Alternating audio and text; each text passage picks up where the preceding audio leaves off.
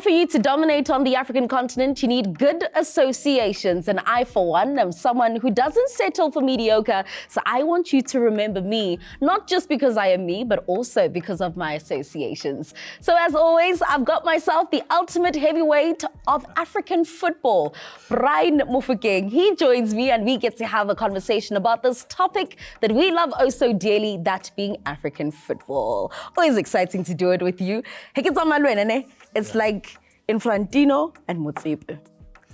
Wow. So we will never be shook if Motsepe ever becomes FIFA president, because we're just like, it was always written in the stars. Let us. We understand. Yeah. How are you doing? Fletcher will get you everywhere. And everything will be sorted. Don't worry. But don't burn your bridges. Flutter their feathers or be sharp? I'm good. I mean, it's been great football. Yeah. From last week when the AFCON continued, I literally enjoyed every moment. I love upset. So I'm always the guy. When upset happened, I'm He's like, I saw that coming. We're going to get into excited, it. Yeah? We're going to get into it. But as always, we want you to be part of the show. When we want to give you the trivia question, I'm not going to do it. Brian's going to do it because he always tests my knowledge. So I'm going to give him an opportunity to test yours. Later on, you'll be talking to Jess and we're talking about the announcement, the big announcement. So the question is, how many times has Morocco hosted the CAF Women's Champions League before this year? How many times has Morocco hosted the CAF Women's Champions League prior to this year? This year's one, yeah. Be sure that you get your fingers on the pulse. Send through those answers. Use the hashtag, the only one that matters. It's hashtag Fut-Afrique, and myself and Jess will get you out of your misery at the end of the show. Talking about Morocco hosting everything, I just wanted to come back to you. I saw it, right? And I was like, the Mecca of football lovers, I love it for them. But I was just like, until when? Like they're hosting everything. Yeah. From they hosted the final of the CAF Champions League. 100%. The year when we won it against Al Ali. A year before that, it was them hosting also again.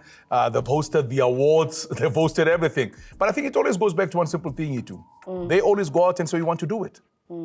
Remember, they were the host of the WAFCON tournament. Yes. They pulled out because of the fact that it was all going to happen within the same year. Yes.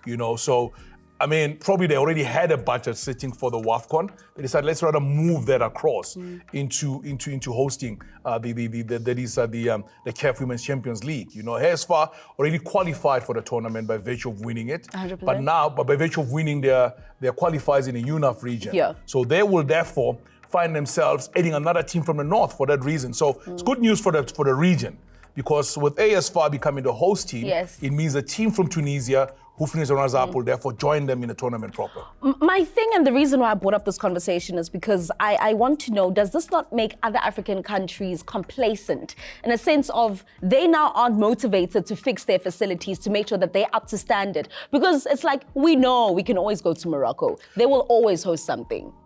Listen, you can't fault Morocco for always wanting to have the best. 100%. You can't fault them for that. Yeah. So it's other associations need to come up to the party and say, you know what?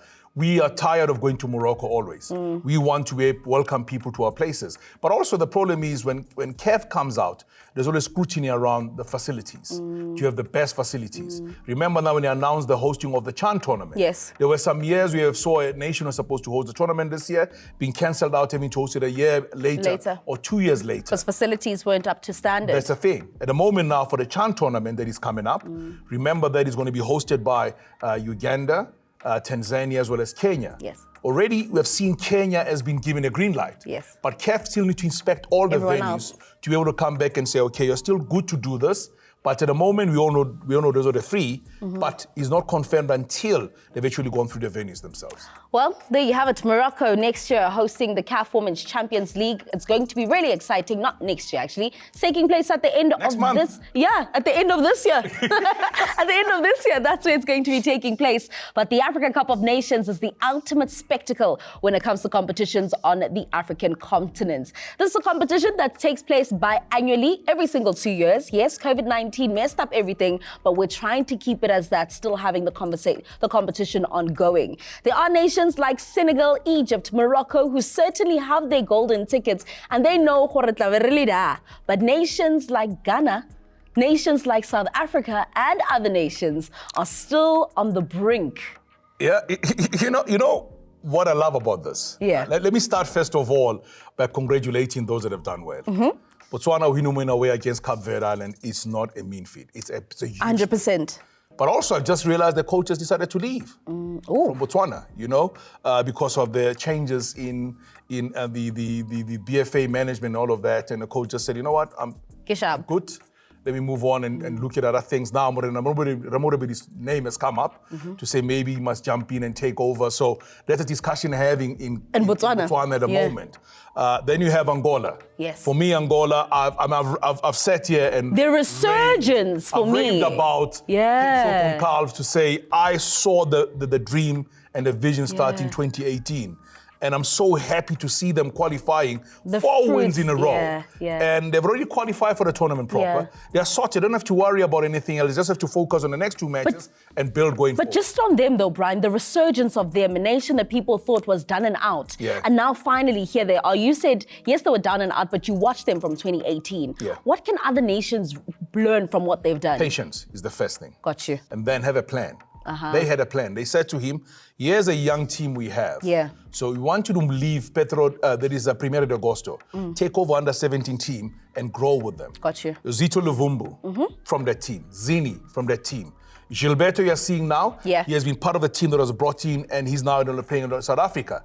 We've seen him being able to bring in other players that you have known previously. Yoari Papel, Manuel Afonso, he's been infused into the squad, but he's been part of the squad already from a longest of time. So putting together the Arsenal has been a work in progress for a time. It has been, and they've been patient with him because he coached under 17, graduated them into the under 20. Graduated into the Chan team, then eventually became the full-blown Angola national team squad that you are seeing at the moment. Got you. We need to go to a break, but we're not going to end this conversation here because should Ghana be omitted from this competition, what does it say about the competition? Your bet is as good as mine. Go nowhere. We continue after this.